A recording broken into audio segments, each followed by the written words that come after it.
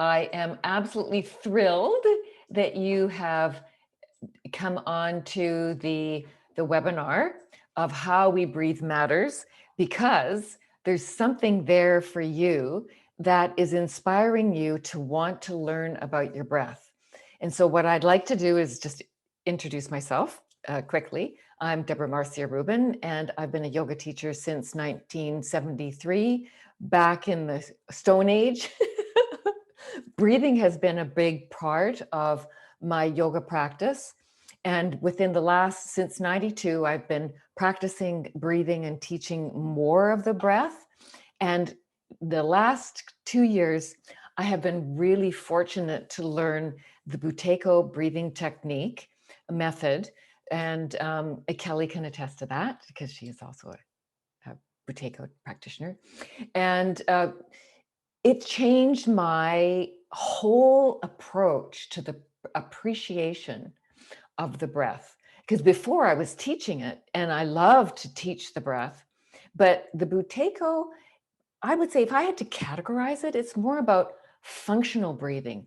Is how are we breathing on an ongoing basis? And then there's also the ability to do practices, do exercises, and feel the benefits that way. But when you really look at how am I breathing on a regular basis, 24 hours a day, when I'm awake, when I'm asleep, when I'm exercising, when I'm eating, when I'm getting ready for a webinar and things aren't working, all those types of things, then it's like, this is who we are.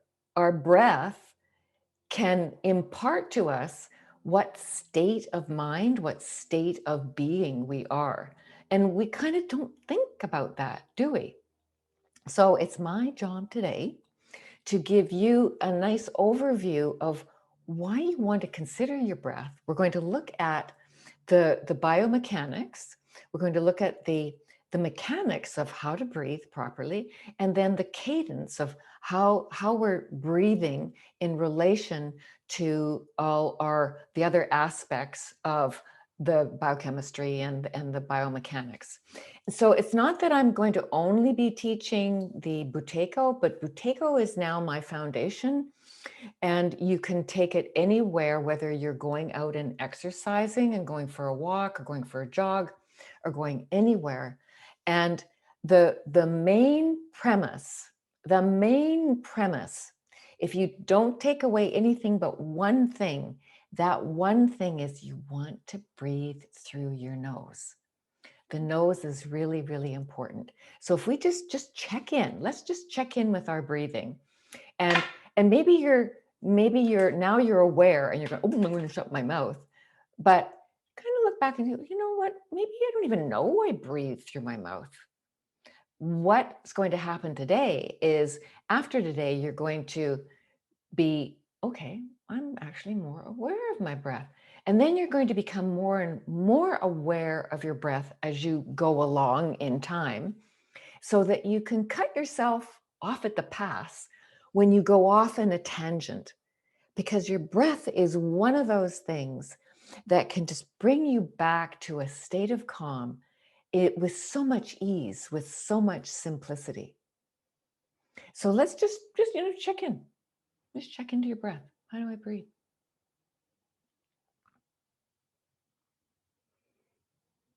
Mm-hmm. You're coming back in and out.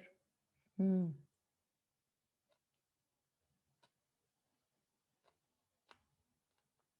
You okay there, Aranka? Okay. Okay. So what I'd like you to do actually is, if you could place your camera in a position where I can see you, or you can actually look at yourself as well, from about here, like your belly button, to the top of your head, at least the eyebrows. And the first thing we're going to discuss is our posture. Like how do you sit? Are you sitting tall so that your awesome diaphragm has the ability to move? Or are you slouched? Because if you become aware of your posture and say, oh, actually, quite a lot of times I end up slumping. And so if you're slumping, guess what's going to be compromised? Your breath, because the breath is contingent on that diaphragm having the freedom to move. And the diaphragm has what's called elastic recoil. So it wants to move out and move in and move out and move in. And so if we are constantly restricting the diaphragm, then it can get tight. And that tightness then means that we have shorter breaths and we can't get as a robust breathing mechanism. So let's just sit tall. Feel that you're reaching the crown of the head towards the ceiling, like somebody's just pulling you with a nice little string from the top of your head. The neck is nice and gentle. Mm-hmm. And then the shoulders are relaxed and down your back. And they're relaxed. Sitting tall. And there's an openness. There's an openness from your sternum down to your lower belly. And already you feel like you're uplifted.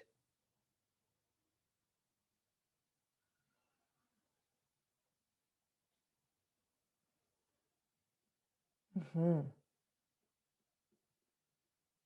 Nice. And then what I'd like you to do is place one hand on your upper chest and the upper hand, the lower hand, just below, just sort of like on the lower part of your ribs and your belly. It kind of goes into both areas. And so, Greg, I can't quite see you, but that's. Hey, Deb. Yeah, I can see you, but I can't see your chest. So if you sit back a little bit further and yeah, nice and okay. Notice what is happening with your hand at the top hand.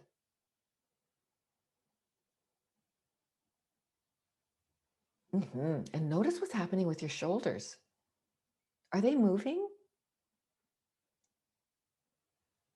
Mm-hmm.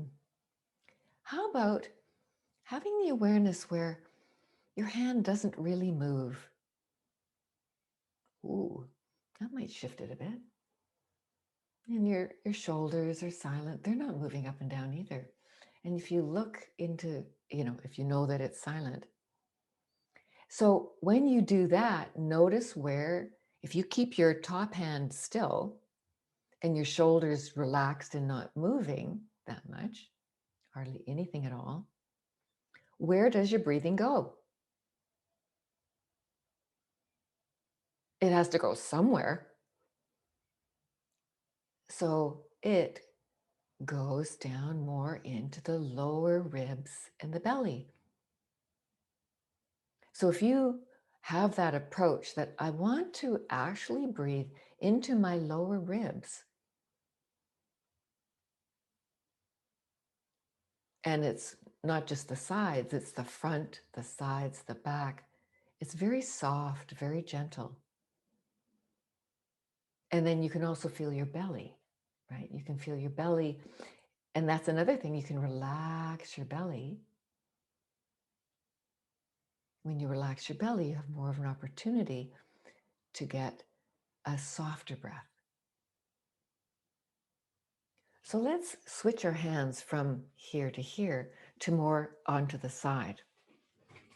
And then you can have your hands like this. You can have your hands like this, depending on what's going on in your hands. Just what I'd like you to do is to feel without lifting the shoulders up, is to feel the ribs going out to the side, front and back, and the belly relaxing. And then when you exhale, the rib cage is coming in towards the spine and the belly is coming in towards the spine. And then you relax. And there's a nice segue from the exhalation into the inhalation. Mm-hmm. So what you're looking for a softness. Now let's lighten the breath a little bit. Take a little less in.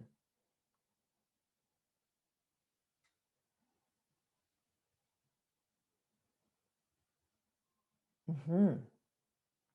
And then you can relax your hands. And then take one finger under your nose and breathe onto your nose and feel the air coming on to your hands.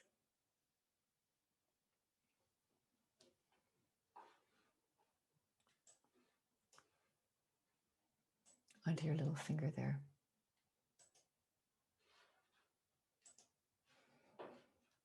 Close your eyes. And soften the breath just a little bit so you can hardly feel the air coming onto your finger. Very light, very soft. Mm-hmm.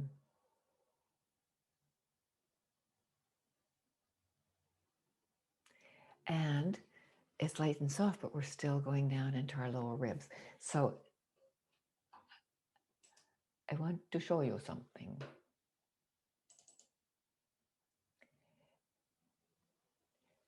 Ta-da! You can open your eyes. Ta-da! Do you see something on your screen that's kind of brown and reddish? Do you?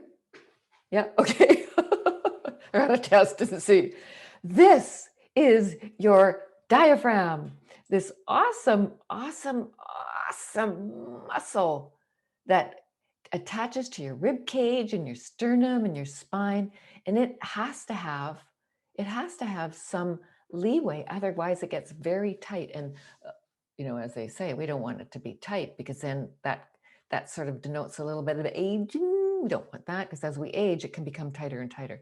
Oh, it has a hole in it. Oh my gosh, it's got a hole in it. Oh, that might be for some very important nerve passages in the heart and all that. So the heart sits on top, and the all the organs sit underneath. So that's to inspire you to consider this lovely, gorgeous muscle that you have inside you, and how important it is to keep it nice and flexible, nice and juicy, nice and juicy. So what I'd also like to do now is to just show you a few things and talk to you about, when we breathe, what things you should consider, keep in mind when we're breathing. So I'm going to do a screen share, and I'm going to try this, and you let me know if it works.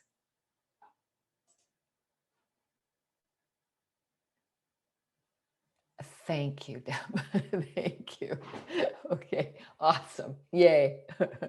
Okay, so how we breathe really does matter, because how we breathe is going to affect every single thing that we do, everything that we do. And if we're breathing through our nose, this is the PowerPoint, because functional breathing, if you want to break it down into facets of what functional breathing actually is, you can say that, okay, I'm breathing through my nose. I'm also breathing through my diaphragm. So it's abdominal diaphragmatic breathing at a nice normal pace. It's also rhythmic. So it's nice and light, but it's when we're in that state of, we're not running and rushing around, it's silent. And as the yogis say, this is actually what the yogis say, this is actually describing what is a healthy breath. So it's rhythmic, it's silent. In other words, you don't hear the person next to you. It's like, my goodness, you're breathing so loud.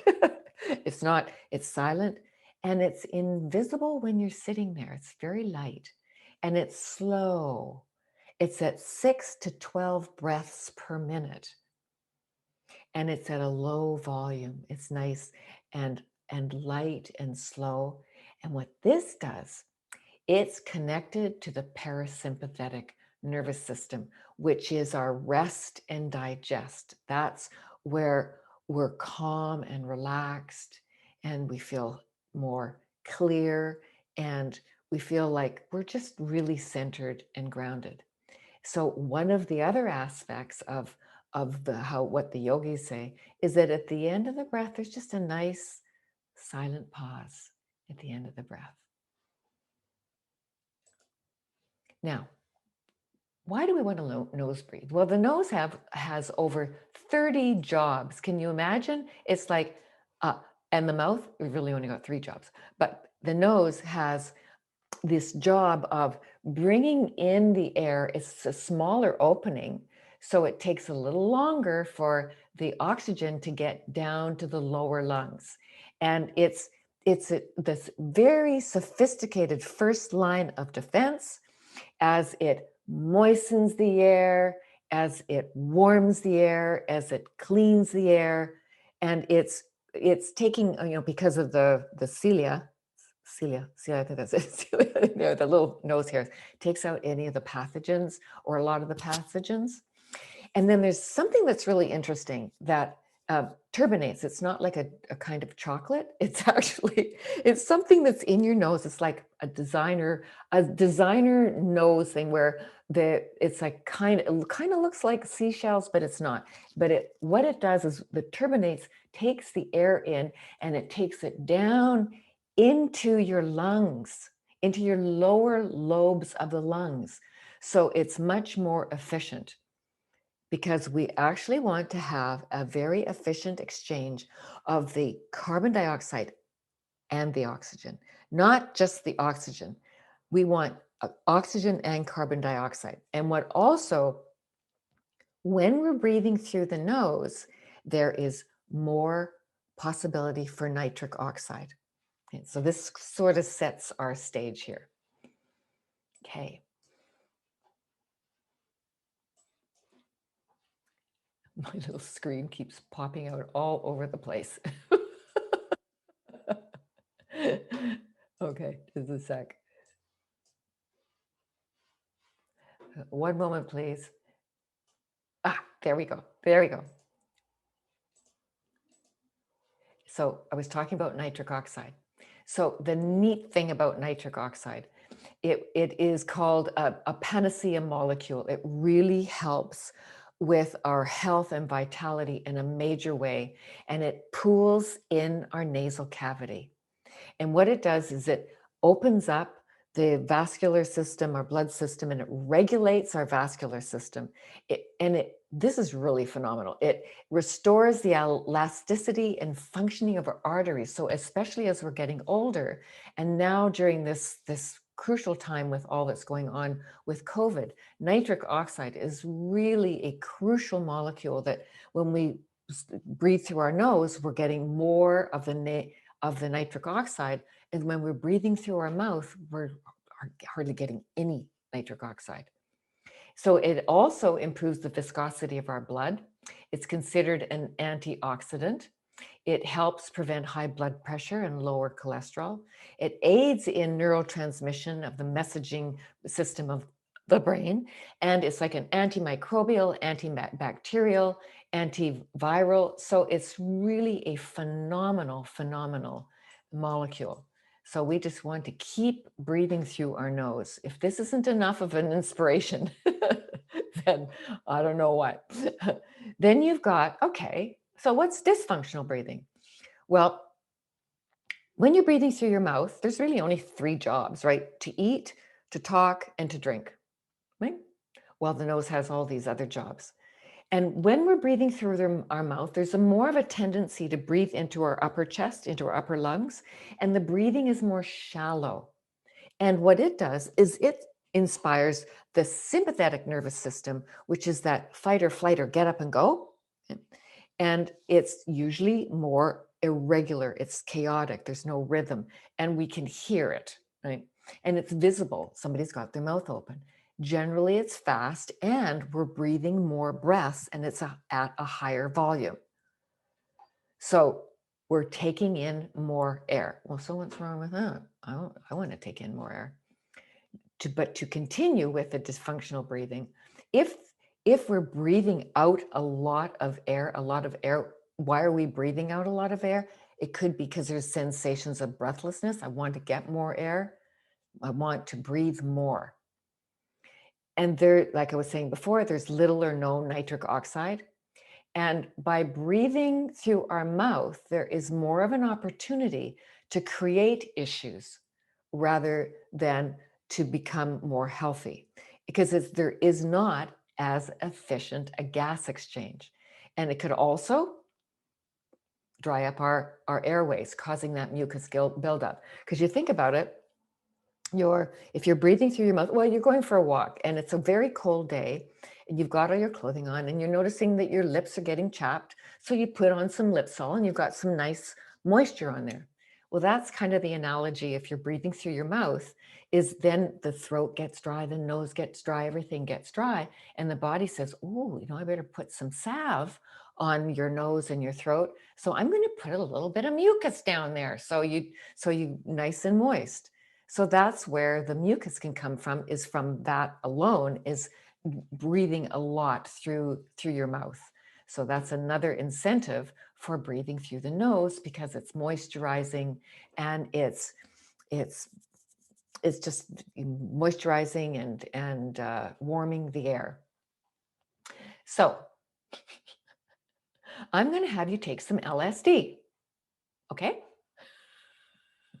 Yay! Didn't think I had to go back to the 70s. And so what that is, it is the ability to, when we're breathing, we want to look at, I'm going to breathe lighter so the volume is less. Because remember we were saying that functional breathing is about 6 to 12 breaths a minute. And dysfunctional is a lot more breaths.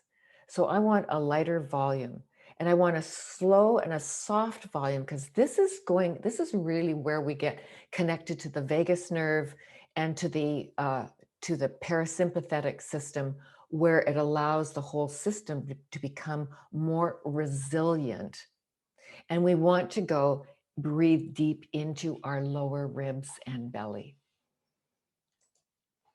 So true health, as I was saying before, is that, and this is from the ancient yogis, the breath is nasal, it's quiet, it's light, it's effortless, it's soft, abdominal, rhythmic, and with a gentle pause after exhalation.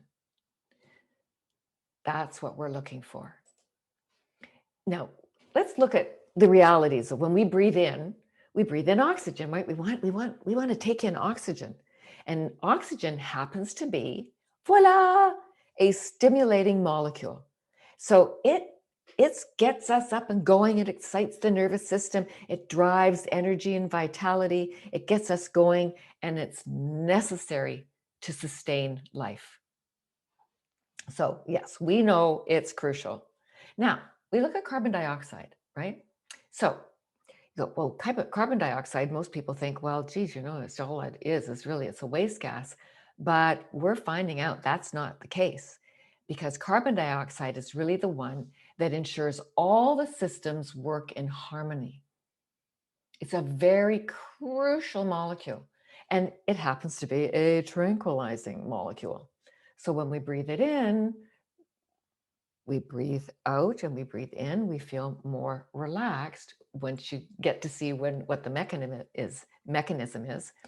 And so it's a tranquilizing molecule, like a little bit of a sedative, and it regulates our breathing.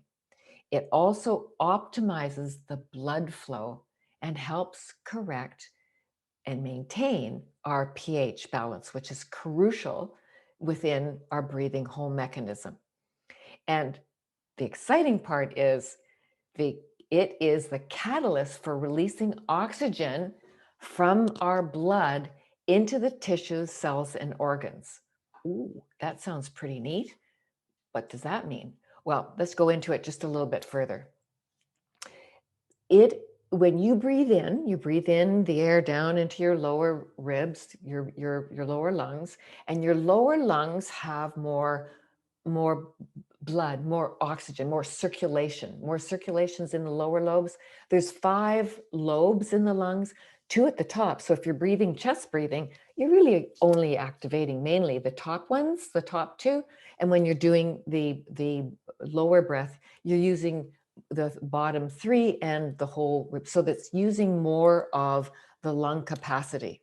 So we want to get the air down into our lower lungs, our lower lobes too, because what happens is we take in the air, the oxygen comes down and it goes into the blood, right?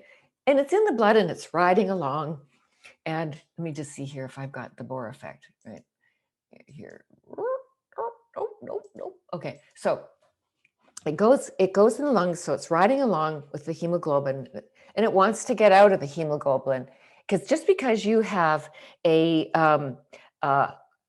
oxygen in your blood, like if you had an oximeter on your finger and it's, ooh, like I got 98%, 96% blood oxygen, that doesn't necessarily mean that that oxygen in your blood is actually in your tissues and your cells, your organ, and your brain. You got to get it out of the blood and into the tissues. That's where carbon dioxide comes in. So we want to be able to breathe in a way that maintains that nice interchange between the carbon dioxide and the oxygen, because the carbon dioxide is going to let the oxygen molecule off the bus of the blood that is going along on the bus, it's riding along on a bus, and it wants out and it wants to get into the tissues and cells. And this is known as the Bohr effect. And the Bohr effect was discovered in 1904 by Christian Bohr, and it's exactly this. It's about your red blood cells' ability to bind and release into the tissues affected by acidity and carbon dioxide. Crucial point. So when you feel the urge to breathe, that's actually your medulla at the base of the brain is actually talking to your diaphragm and saying, you need to take a breath, that breathlessness. It's carbon dioxide, interestingly enough, that's our catalyst to breathe, not oxygen. We need oxygen, but we need that carbon dioxide to signal the diaphragm to release and to increase or decrease our rate of breathing. Fascinating. So if we're breathing too much, like if we're breathing through our mouth, we're breathing a lot, that is called hyperventilation or overbreathing. So when you think about it, I'm breathing shallow and I'm creating a little bit of anxiety in a way, because if you look at the oxygen in the upper chest, if you're breathing in and you're getting a lot into the upper chest, it's a little bit more anxiety driving. So if you have a tendency for anxiety, breathing through your nose is going to be so special, because it's going to bring the air, the oxygen down into your lower lungs and then be able to transfer more into the parasympathetic system, which is the rest and digest. So there's a tendency to overbreathe when we're breathing through our mouth, breathing through the upper chest, right? Because we want the breathing, hyperventilation is really more volume than we really need. And when we do it for long periods of time, it lowers our tolerance for carbon dioxide. We want to befriend carbon dioxide. We want to have this relationship with carbon dioxide where we're not constantly flying off the handle when we feel we want to take a breath. We want to build up that relationship with carbon dioxide so that we can handle the carbon dioxide, so we can get better oxygenation. Because the receptors in the brain stimulate breathing to get rid of the carbon dioxide, right?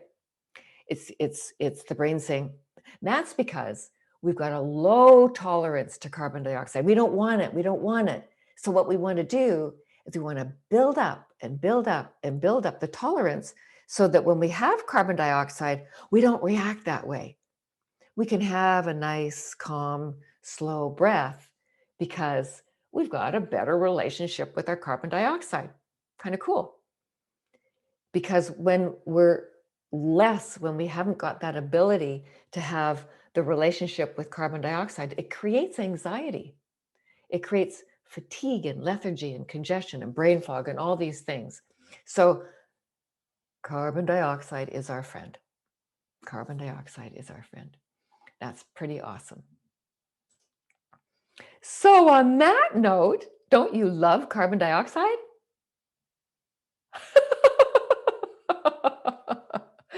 I bet you never thought you I bet you never thought you would like carbon dioxide. Have I quit my presentation? Hold on just a sec. Deb? Yeah, thanks. Okay. So now we're going to get on with some good stuff. We're going to go in to do some breathing exercise. So anybody have any comment on how excited they are about carbon dioxide? Or am I overplaying it? Or do you have any questions about carbon dioxide or anything? No? Hi, Catherine. Hi. Yeah, I have a question. I mean, one of the things that I've noticed is that wearing masks, that a lot Yes. of people are breathing through their mouths. And my instinct about that is because they're not able to process the carbon dioxide Mm. appropriately because it's all being pushed back into their face.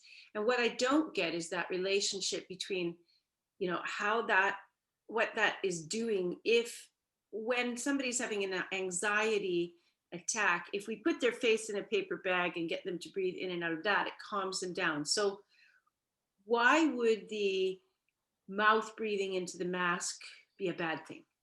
Well, our teacher, Patrick McEwen, who's an awesome teacher, Mhm.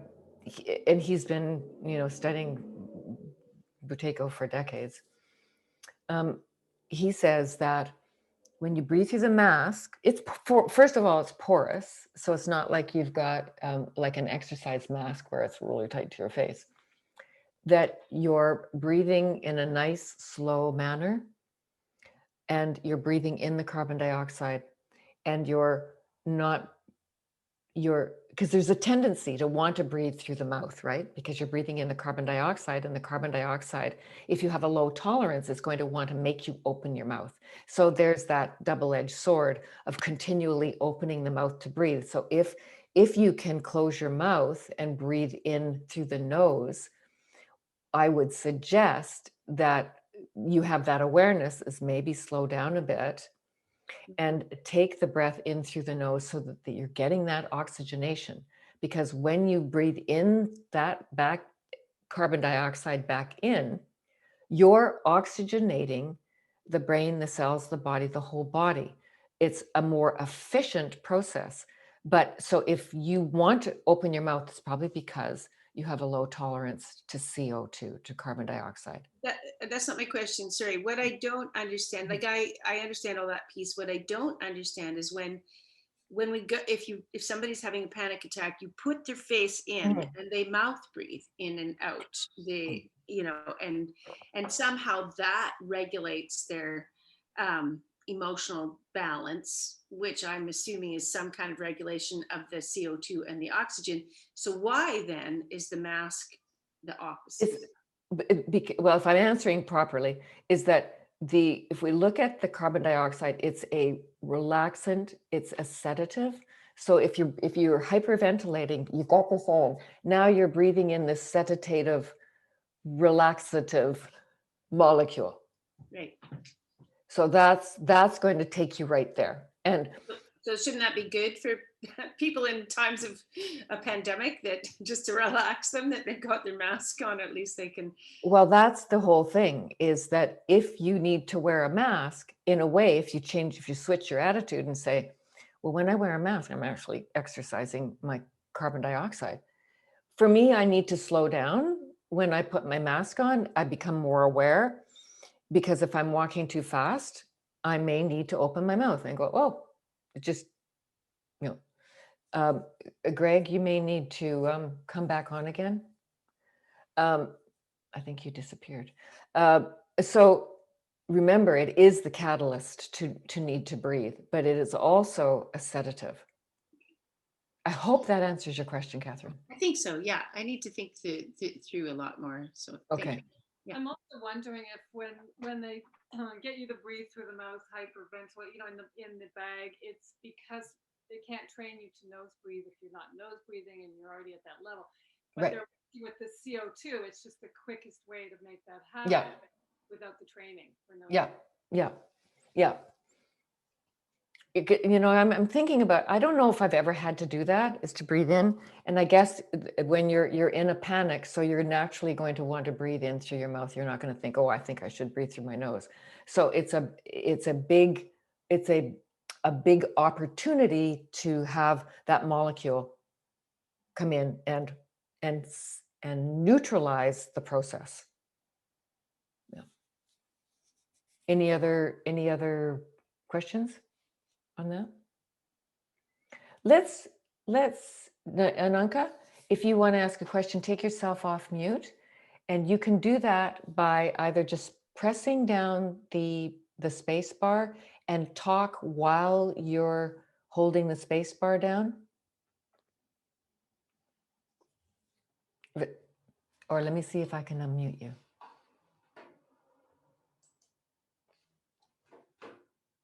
I have to ask you to unmute, and it's probably saying yes. Yeah. Okay, there you go. Okay. Well, I was disconnected for about 10 minutes, about 10 minutes ago or so, a little bit more, but less. But anyway, I guess from what you said, I sort of understand why carbon dioxide is our friend. Was it the sedative thing and that it triggers us to breathe more or something? I didn't quite get it. So what it does is you breathe in oxygen, and the oxygen is in your cells. You're breathing in, and it's now going into the lower lungs.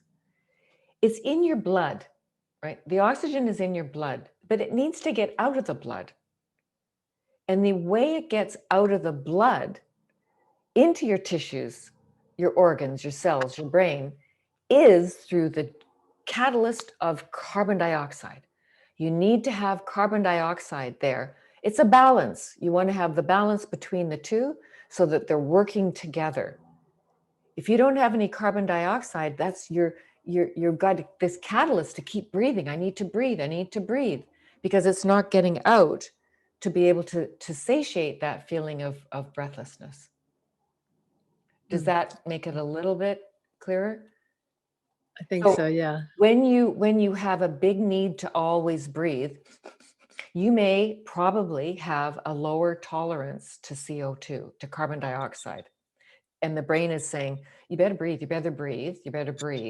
because you need more, but you take in more air, but you're not having that carbon dioxide come out and let out the oxygen into the tissues and cells. And then what do you do? We're going to do, very good segue. We're going to do a breathing exercise right now, and it's called reduced breathing. And we kind of did it for a few moments. It's lowering your breath so that you have kind of a nice little feeling of air hunger or breathlessness, or a feeling that you want. But I want you to just sort of sit and be nice and light. And we'll do this for a few minutes so that you can see, and I'll just work you through it, take you through it. And so what we're going to do is we're going to sit tall. Crown of the head to the ceiling. Shoulders are relaxed. The spine is straight. Your feet are flat on the floor. If you're cross-legged, that's okay. But what you want is that space between the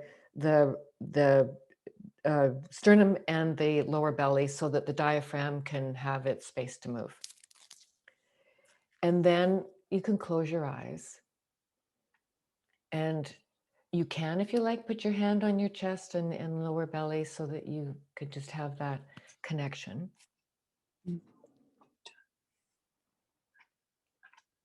And then breathe in through your nose and out through your nose.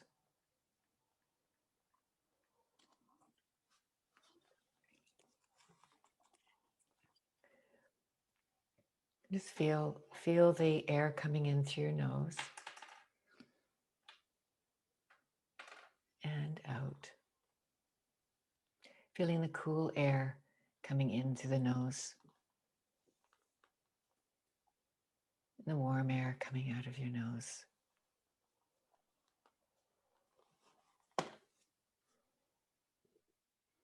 And then breathe a little less. Make the breath a little softer. Just a little softer. both on the inhalation and the exhalation.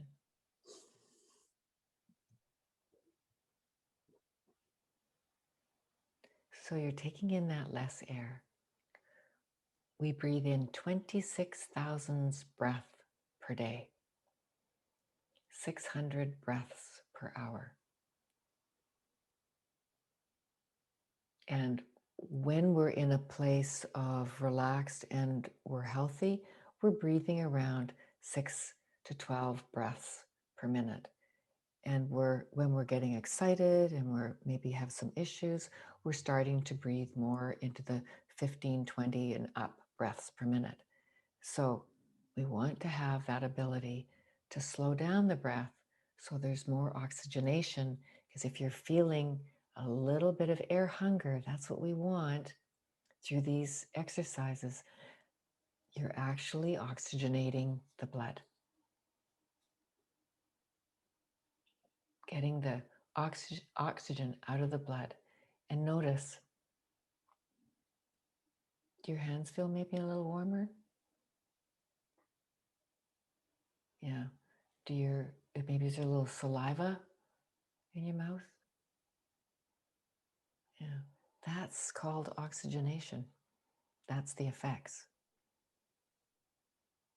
And see if you can make the breath a little softer.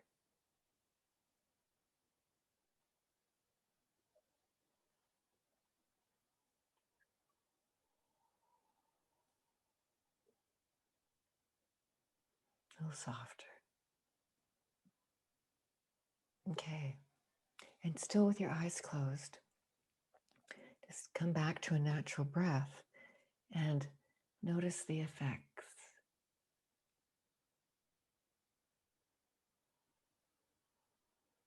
You stimulated that carbon dioxide, which is also stimulating the parasympathetic system of feeling more calm and relaxed. And you've instigated a little bit more of that feeling of the relaxation through the carbon dioxide from a sedative perspective.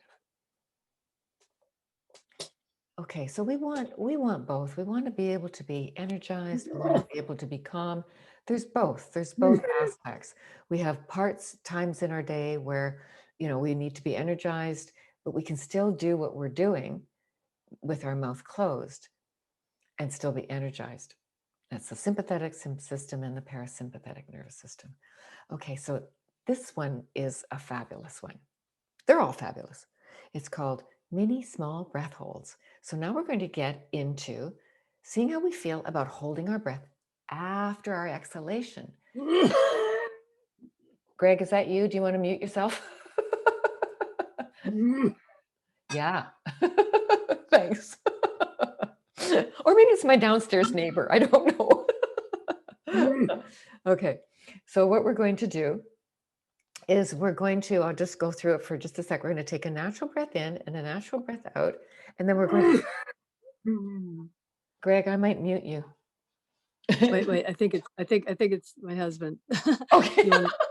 Okay, great. Here, you can mute me. I'll mute you. Okay. All right. Sound effects are great. Right? Okay. Normal breath in, normal breath out. And after the exhalation, we're going to pinch our nose. And then we're going to hold our breath for around 5 seconds. I'm going to count to 5, but what I'd like you to do, if that's not good for you, do 3 or do 2. So you're going to play with it to see what feels right for you, because there's lots of time to be doing this. So do what feels comfortable for you. And what we're also going to do is going to add a little sway. Okay. Very soothing. And so you might need to sit away from your chair. So you can rock. As my phone goes out. And we're going to take a natural breath in and a natural breath out. You don't want to push the air out too much, because then that's going to activate the medulla to say, oh, you need air. So we just want to do it naturally.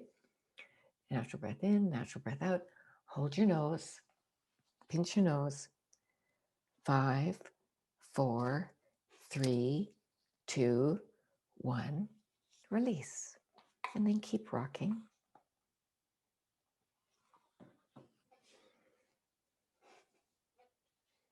And you can place your hand on your chest if you like. So I like the palm, it's healing. It's kind of got your thymus is there. That's the immune system. So you might give it a little hug. And then natural breath in, natural breath out. Pinch your nose. 5, 4, 3, 2, 1, release. You wait for about 10 seconds. Natural breath. You can close your eyes if you like.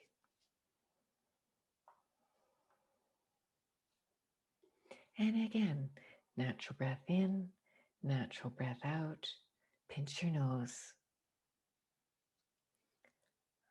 5, 4, 3, 2, 1, release. So we're getting a little taste of the air hunger. Knowing that the air hunger is good, but if 5 is too much, then you do 3 and then wait till we start again. Natural breath in, natural breath out, pinch the nose. 5, 4, 3, 2, 1, release. This is a great warm-up exercise. And also if you have some anxiety or you're feeling stressed or you're just feeling agitated, this is a beautiful exercise for bringing you down into a place of calm, feeling more relaxed and in control.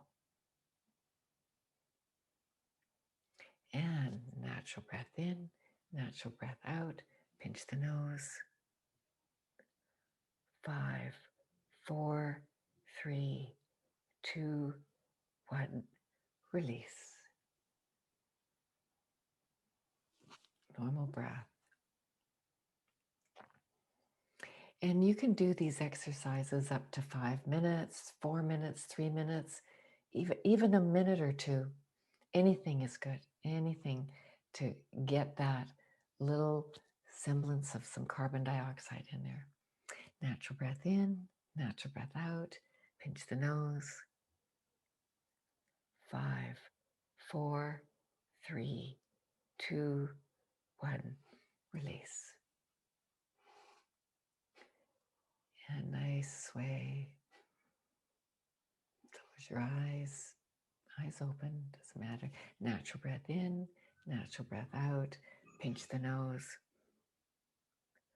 5, 4, 3, 2, 1, release.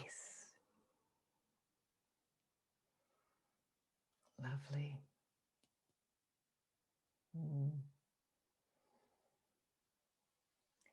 And natural breath in, natural breath out. Pinch the nose. 5, 4, 3, 2, 1, release. So if you're feeling that 5 is too much or 3 is too much, then that's actually stating, oh, I could actually do this exercise on a regular basis. So I build up my tolerance to that CO2. Natural breath in, natural breath out, pinch the nose. 5, 4, 3, 2, 1, release. That's what we want to do. We want to build up that tolerance. And I've got a couple more ways of doing that. And last time, natural breath in, natural breath out, pinch the nose. 5, 4, 3, 2, 1, release. Wonderful. And then sit for a moment with your eyes closed and notice how you feel.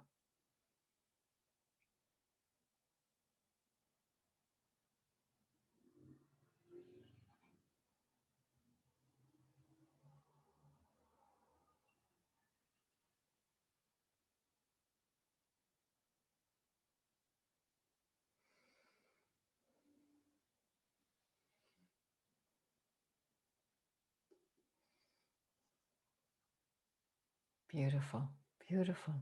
Feels lovely, doesn't it?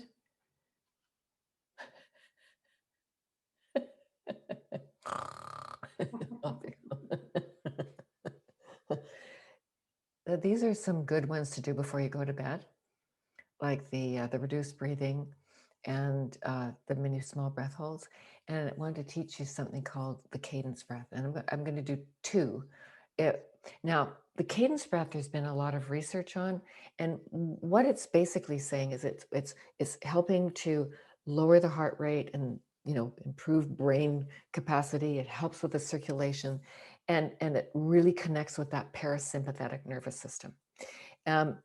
It's almost like a coherent breath, and it brings all the systems in alignment with each other. And you can either do in for 5 and out for 5. A lot of research has done that. It's 6 breaths per minute. So another way is to do in for 4 and out for 6. And what we're going to do in for 4 and out for 6. We're going to do it in 2 ways. We're going to do, and if 6 is too much, everybody just know, if 4 is too much, you do 3. And if 6 is too much on the exhalation, you do 5, you do 4. And we just might start out with a little less in the beginning and then go to more of a longer extension.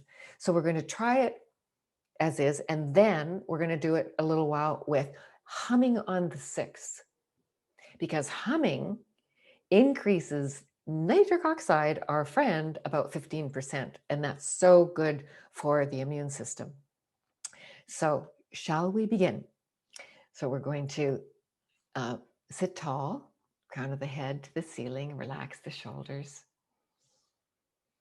And we're going to go in, 2, 3, 4, out, 2, 3, 4, 5 for just a few minutes or few rounds. In, 2, 3, 4, out, 2, 3, 4, 5. In, 2, 3, 4, out, 2, 3, 4, 5. In, 2, 3, 4, out, 2, 3, 4, 5. In, 2, 3, 4, out, 2, 3, 4, 5, 6. In, 2, 3, 4, out, 2, 3, 4, 5, 6. In, 2, 3, 4, out, 2, 3, 4, 5, 6. In, 2, 3, 4, out, 2, 3, 4, 5, 6. In, 2, 3, 4, out, 2, 3, 4, 5, 6. In, 2, 3, 4, out, 2, 3, 4, 5, 6. In, 2, 3, 4, out, 2, 3, 4, 5, 6. In, 2, 3, 4, out, 2, 3, 4, 5, 6. In, 2, 3, 4, hum, 2, 3, 4, 5, 6. In, 2, 3, 4, hum, 2, 3, 4, 5, 6. In, 2, 3, 4, hum, 2, 3, 4, 5, 6. In, 2, 3, 4, hum, 2, 3, 4, 5, 6. In, 2, 3, 4, hum, 2, 3, 4, 5, 6. In, 2, 3, 4, hum. 2, 3, 4, 5, 6. 2 more. 2, 3, 4, hum. 2, 3, 4, 5, 6. In. 2, 3, 4, hum.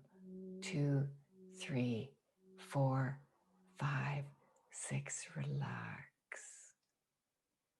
Notice how you feel.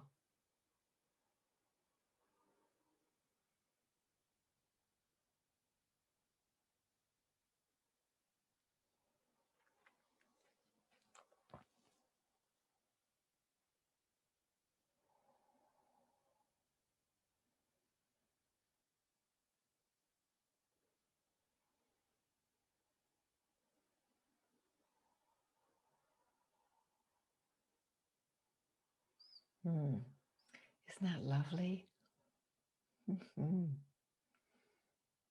So these are really good to do before you go to bed. Make it very, very relaxing. And if you could do them throughout the day, that would be excellent. Like at first thing in the morning, maybe before lunch, before dinner. Build up the time that you're able to do this. There's a whole series of exercises, and I do give a course. I haven't set the course. It'll probably be for in April, but it's a 5-week course.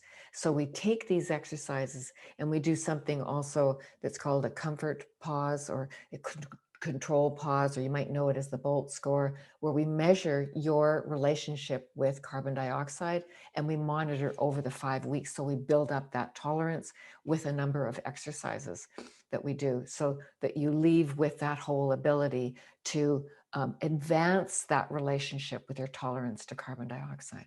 And this was, I hope you're inspired by really appreciating that when you feel the need for breath, there's something actually going on there. It's not as we just don't take it for granted and just start breathing, that there's something important going on in your system, which is to close your mouth and breathe through your nose and relax more. And I also have, sometimes it's, I just don't have enough time to do all these exercises and stuff, but how many people go for walks? Come on. Yeah, right. Okay. So you go for walks. So you might go for a walk with your dog, you might go for a walk with your friend, you might go for a walk for yourself, with yourself. So here's one, is that when you're walking, keep your nose open, keep your mouth closed. That's rule number 1. And then you go, oh, I can't do that. And notice, are you actually breathing through your mouth? I bet you if you start paying attention, you're going, oh, actually, I breathe through my mouth an awful lot when I'm even walking. That's rule number 1. If that's all you do, just breathe through your nose. Number 2 is there's a little way to warm yourself up, which is count your steps as your steps are going along. You're stepping 1, 2, 3, 4, 5, 6, 7, 8, 9, 10. You count your breath. In 2, 3, 4, out 2, 3, 4. Or if you're going for a slow walk, 1, 2, 3, 4, out 2, 3, 4. In 2, 3, out 2, 3. Whatever it is, and you pay attention to your breath. And you're warming up your diaphragm, you're warming up the whole mechanism, you're training your breathing to go in a way that's more efficient. And you're aiming over time, because it may take a while, for 10. So that you can inhale for 10 steps, 1, 2, 3, exhale for 10 steps. And then when you find that you're able to do that comfortably, whether you're going up a hill or downhill or whatever you're doing, then you can start exhaling and counting your steps on your exhalation. Very, very interesting. And there's also a lot more you can do with the breath holding with when you're exercising, because this is also for advancing your whole athletic ability for running. We've got an absolute phenomenal runner in here who is on the verge of professional. Are you professional, Doug? Yeah. And so breathing through your nose is the first point, and then training that relationship with the carbon dioxide. So I'm excited to breathe. How about you? Any questions? I'm sorry for the beginning, and we did go over a little bit, but this is recording, so you can, I'll send it to you again. Yeah. Yeah, any questions? I have a question. Yeah. A couple. One is, I heard that when you're humming, I'm so excited about the humming thing because it's so relaxing, and I love it. And I'm telling everybody to hum now, especially that it's 15 times the nitric oxide production, right? Yeah. 15%. Yeah. Yeah. Isn't that awesome? It's crazy. Yeah. I have a question about the swaying and The which? swaying when you. Yes. Yeah. Right? So why the swaying? I mean, it's very relaxing. It's kind of occupying, the other part of your brain. So you can, but is there something else about the swaying? Well, the swaying, there isn't really anything. That's from our teacher Robin Rothenberg, I think. We got, but when you do it without, it's still good. You don't have to sway. I personally love the sway, and it's so soothing to the nervous system, isn't it? This sway. You know, when you were a baby, you were rocked, right?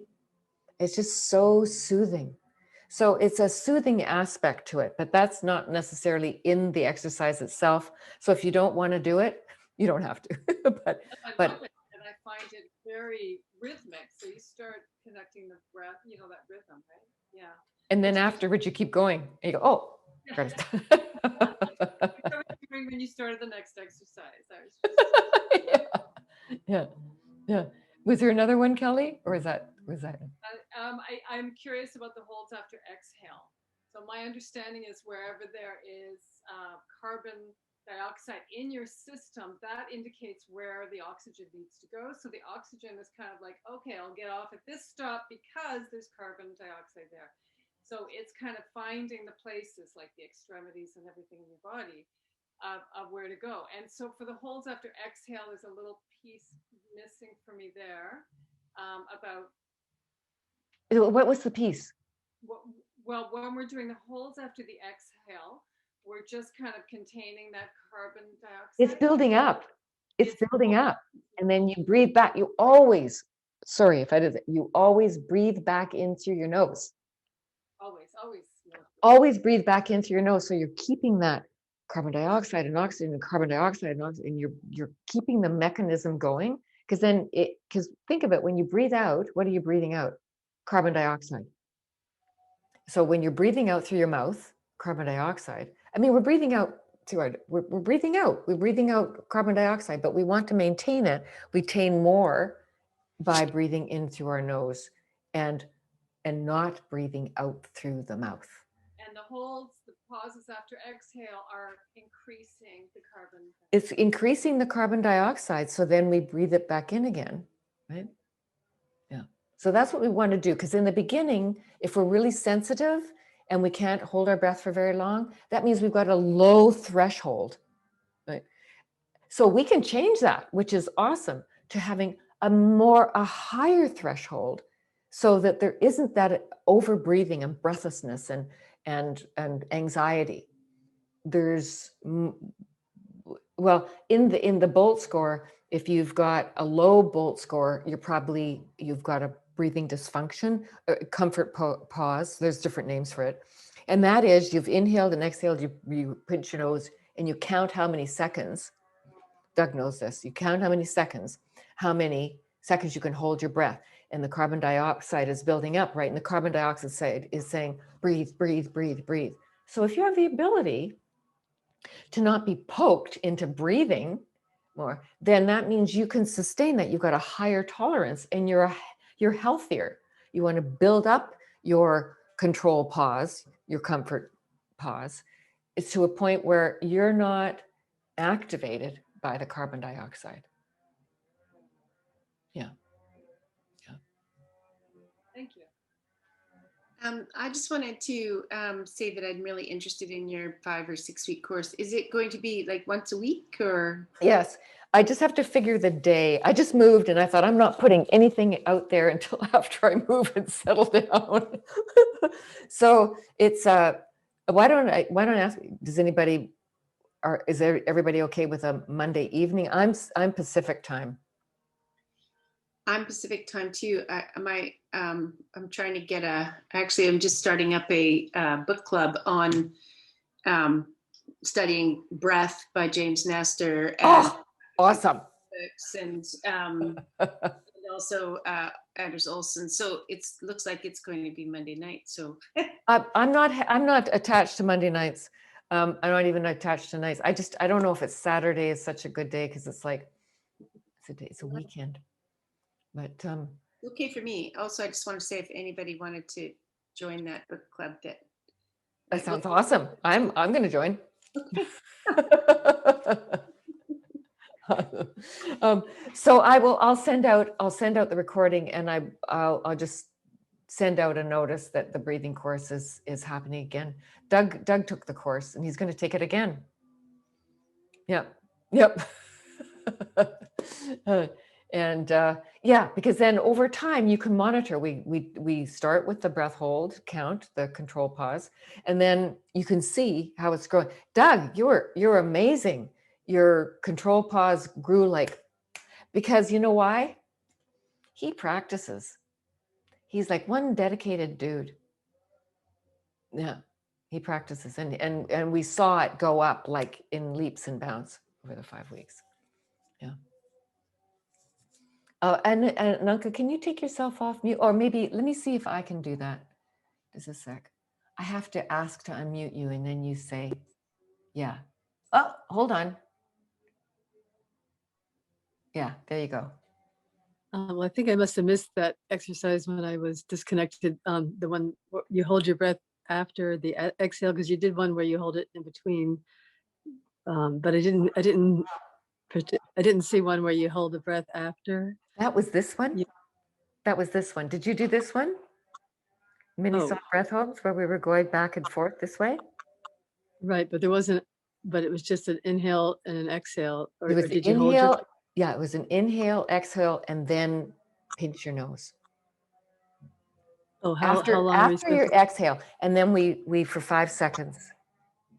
We did that for 5 seconds, and then wait. You breathe back into your nose, and you wait, and you got your hand on your chest or on your lap, whatever you like, and then. Oh, right. Now I remember. Without, yeah. 5 So that's seconds. one. Yeah. Okay. So Deborah, and also, when the other lady asked a question about humming, and she said something about time, I didn't hear everything. Well, the humming, what humming does is some of you may know the breath Brahmari, where it's the B breath, where there's that breath. This one, I'm just adding the humming. And I've come across a few people who have done that, and I love it. Nitric oxide is stimulated, increases up to 15% when you hum. So if you're a singer or if you're someone, then humming, that is going to increase the nitric oxide, which is the antimicrobial, antiviral. It helps with the immune system. It helps with so many things. Opens up the airways and that. Yeah. So was there something about time though? I wasn't sure. She said something. Which would the exercise? Well, we did. You can do humming. So if you could do that exercise, you can do it for 5 minutes, 3 minutes, 2 minutes, whatever you want. But they're that particular one, or you could just hum while you're around home. Mm-hmm. Yeah, right. Hum as much as you can. That's what chanting is good. Singing is good. Anything is good.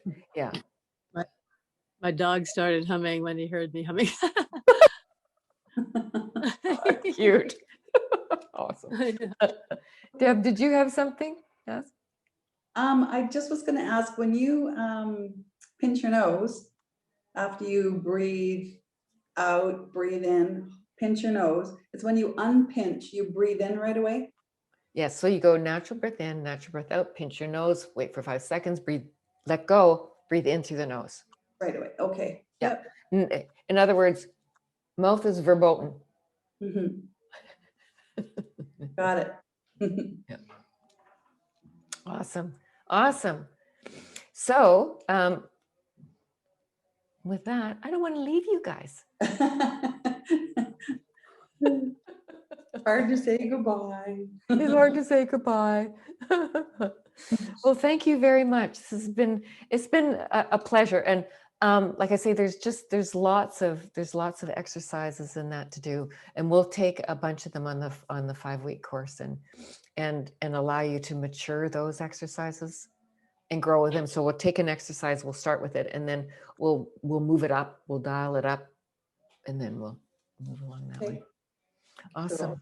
Thank you. Really, really wonderful. Much Thank you. Thank it you. was lovely. Thank you, Pleasure, Deborah. pleasure.